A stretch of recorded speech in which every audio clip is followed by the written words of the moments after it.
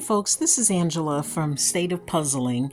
I wanted to show you a technique that I use when I am dealing with missing pieces in a puzzle. Many times that happens. You have puzzles of 500 pieces, 1,000, 1,500, 9,000. Inevitably, you'll get a puzzle that comes with a missing piece, right? It doesn't happen often, but I just kind of wanted to show you how I deal with these. So this particular puzzle, it is on my repair list to do. And like here, it has a little bit of a nick here. I'll be repairing that. And then also there's a missing piece. And so what I've done here, you can see that I have it on a black, this is an archival acid-free foam core board, which will be the backing for this puzzle when I frame it.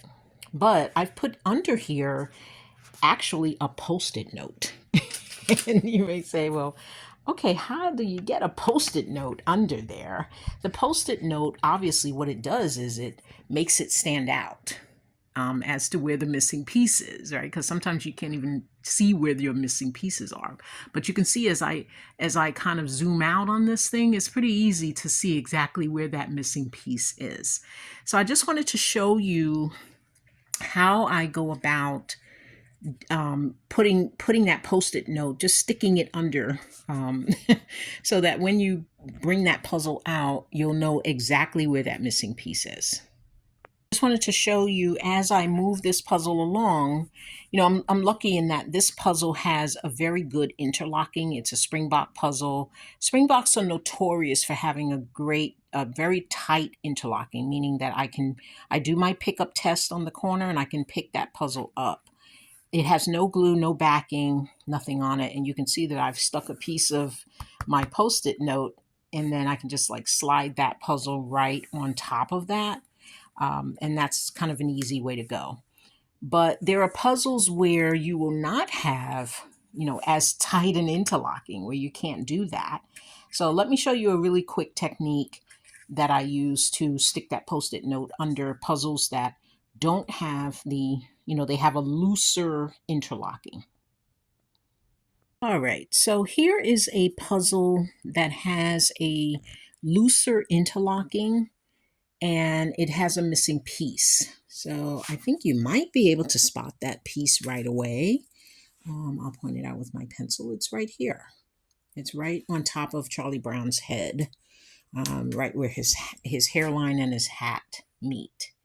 Right in there, right? So the goal is, again, I want to get my yellow post-it under there because when I'm stacking these and I'm working on these, when I pull this puzzle out, I want to be able to see right away where it is, where that missing piece is, and that I have to replace that piece. So I'll be calling the company and sending them this photo.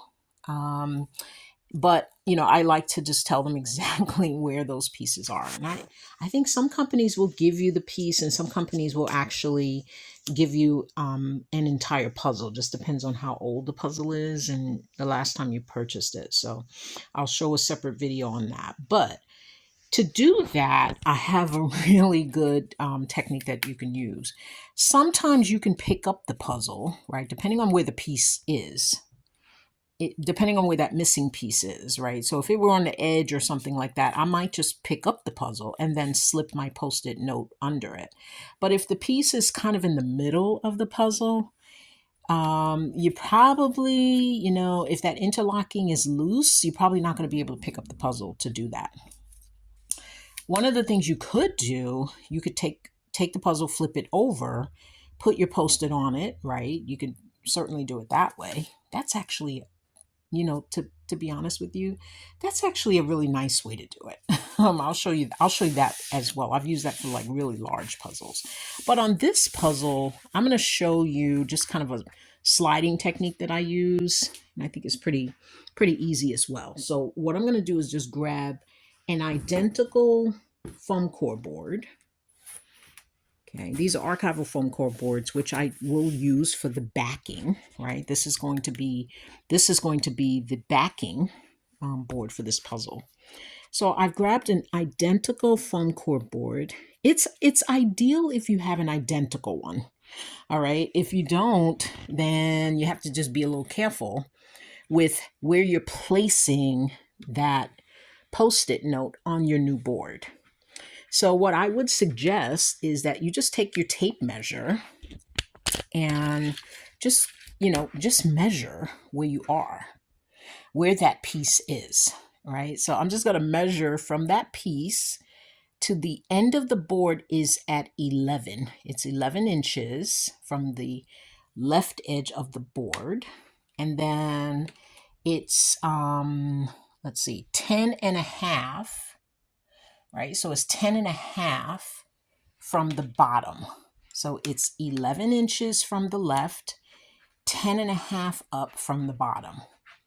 So 11, and let's see, it's 11. So I'm going to place my Post-it note. So I placed my Post-it note there. Okay. And then it is 10 and a half from the bottom. So here's my, was it 10 and a half or 9 and a half? I think it was 10 and a half. Oh, okay. It's actually, that's a correction there. It's actually 9 and a half. That's 9 and a half. And so I'm doing this with one hand, guys. Sorry about that.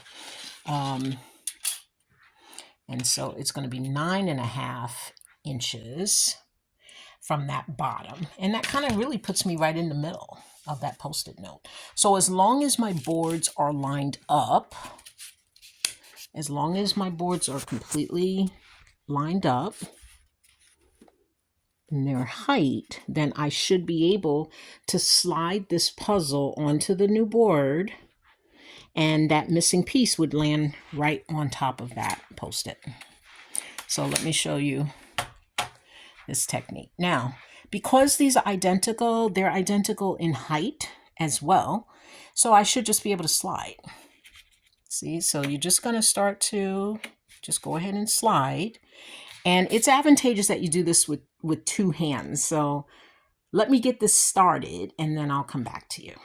So I'm kind of halfway through. You can see where my old board is, my new board, and I've kind of started this. And I'm lined up, kind of lining this up a little bit. And I'm doing this with one hand, which is not advantageous, right? Because you really want to hold this side. Let's see if I can, I don't really have anything I can hold it with, but let me just kind of keep sliding, and just trying to do this with one hand. Like I said, it's not advantageous, but just go ahead and keep going with it. All right, so I've got it a little bit. I have to just do a little bit more, but I can see where it's coming over that yellow right there. And I'm just going to keep sliding, coming in for a landing. All right, so I've got it in there now. And let me just remove that other board and put that over here. And then, so now we have this piece. And I can just photograph this and I can show it to the company. I'll email the company and just let them know. I will look up the specs on this puzzle. I have it in my inventory. The name of the company, the name of the puzzle, and I do have the year that I did purchase this puzzle. And so I will look that up. And then I'll take a picture. I'll take a picture of it and I'll send it to the company. So in a later video, I will show you kind of the process of receiving that and how long it takes and all of that. So I have two puzzles that are in this condition where I have to replace pieces. I'm pretty lucky, actually. I've done a lot of replacements in the last couple of years. So I have these two puzzles that came out like that. So, and I'm getting ready to frame. So this is really important. I'll take care of this in the next couple of weeks. So I will show you in a video for that. This is Angela from State of Puzzling. Happy puzzling, folks. Goodbye for now.